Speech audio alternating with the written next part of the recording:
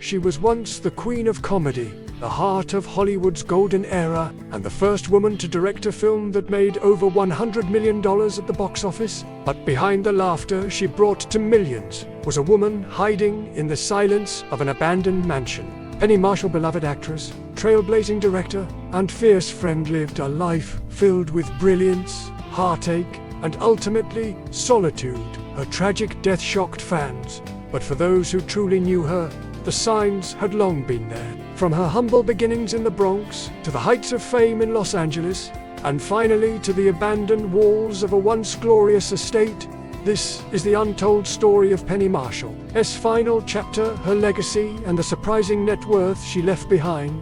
On December 17, 2018, Penny Marshall passed away at her home in Los Angeles. She was 75 years old.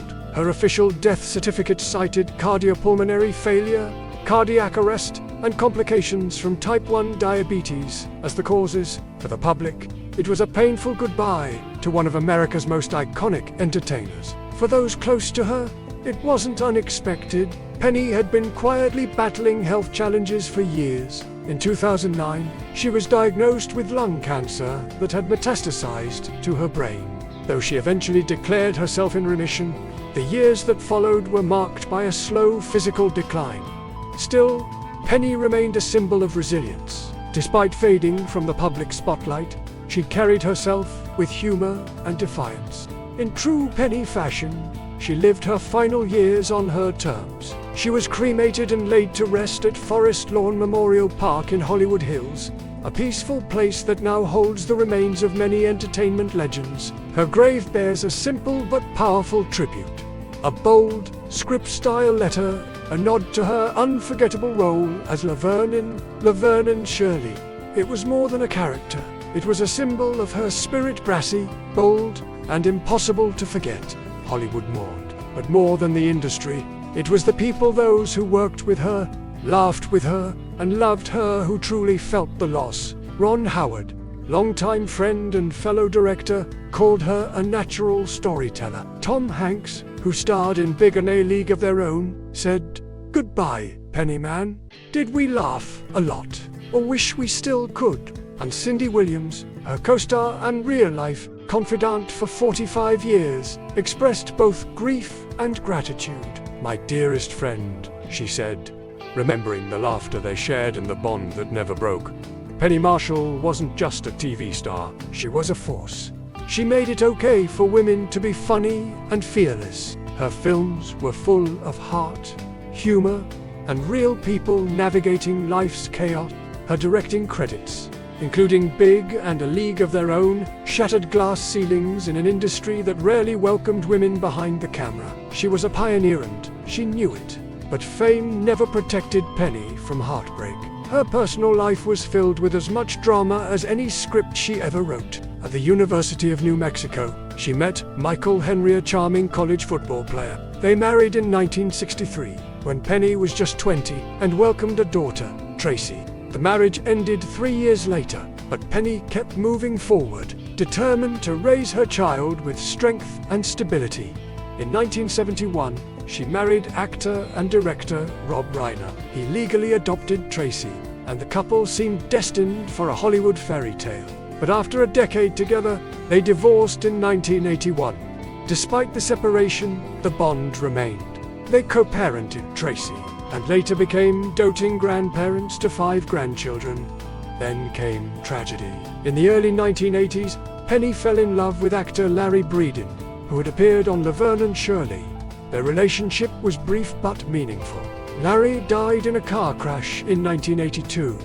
Penny rarely spoke of it publicly, but the pain lingered quietly in her soul.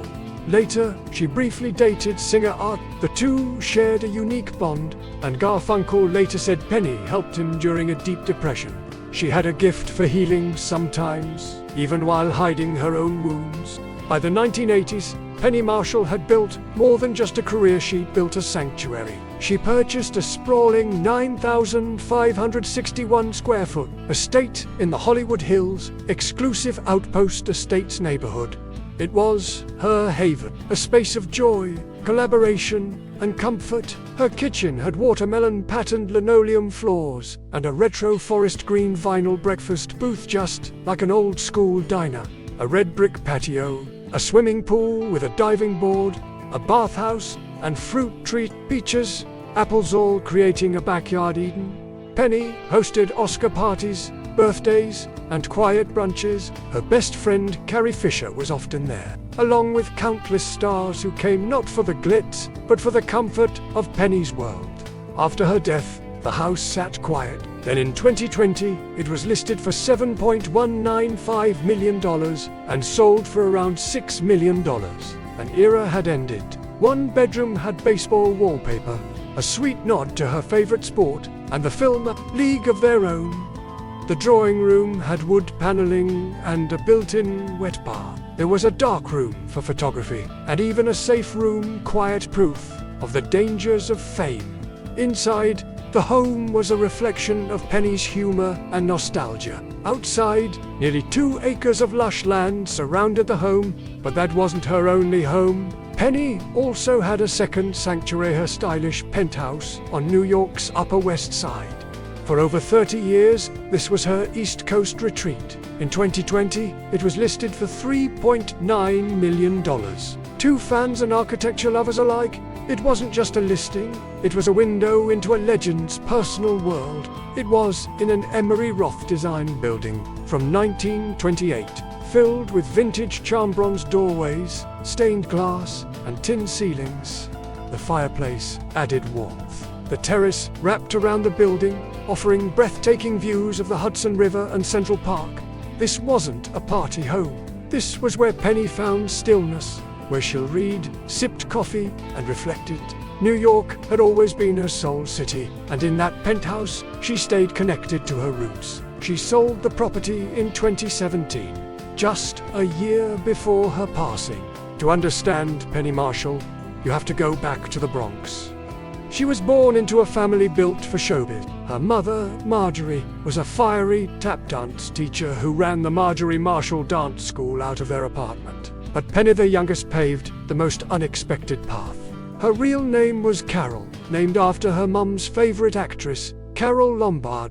But her nickname, Penny, came from a sweet story. Her sister Ronnie wanted a horse and saved pennies. When no horse came, her mother named the new baby Penny to soften the blow. The Marshall household was chaotic, creative, and filled with contradictions. Penny once joked that her mom only picked their churches based on which ones had recital halls. Her father, Anthony, of Italian descent, changed their last name from Masciarelli to Marshall to better fit into post-war America. He worked on corporate training films and later moved into production. Penny's siblings were stars too.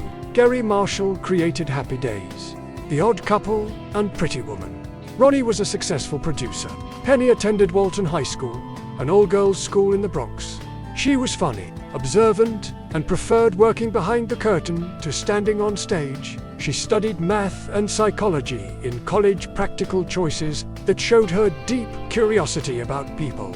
He was already established in the industry and encouraged her to audition for roles even though she never looked like the typical Hollywood starlet. Her early adult life was difficult. As a single mother, she worked odd jobs, including as a choreographer in Albuquerque to make ends meet, and before long, she was Laverne, then a director, then a legend, then, in 1967, she moved to Los Angeles to join her brother Gary.